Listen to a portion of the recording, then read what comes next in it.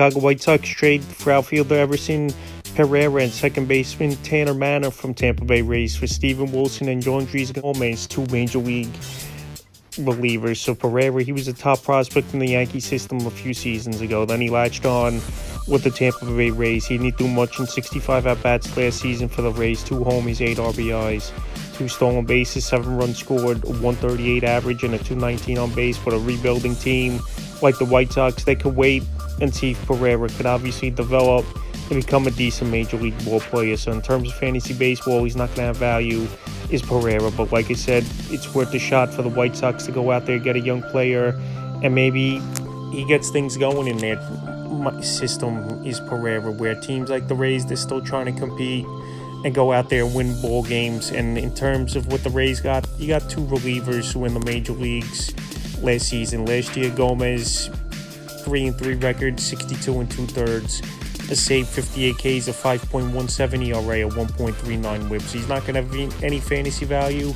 but we know how this Tampa Bay Ray team, they could turn some of these pitchers and these guys come out of nowhere and have good seasons, the way it's just been for many seasons over there in Tampa Bay. Someone you know or an unknown player, they pick them up off the scrap heap or in a trade and turn him into a good reliever or even a good hitter. And for Steven Wilson last season, not a bad year, 55 1/3, 2-2 record, 2 saves, 51 Ks, a 3.42, 3.0 whip on the season last year. So Wilson was solid.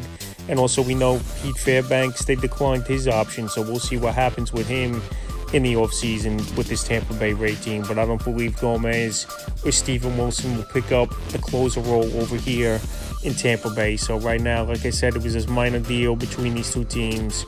I think Tampa Bay, they got 2 relievers they can use in the major leagues right away, especially after trading Eric Orze as well early in the day. And Pereira is a young player that this White Sox team could wait and see if he takes time to develop. So in terms of fantasy baseball, not much, just a little deal to help out both teams, and we'll see if these players can help their new teams entering the 2026 fantasy baseball and MLB season.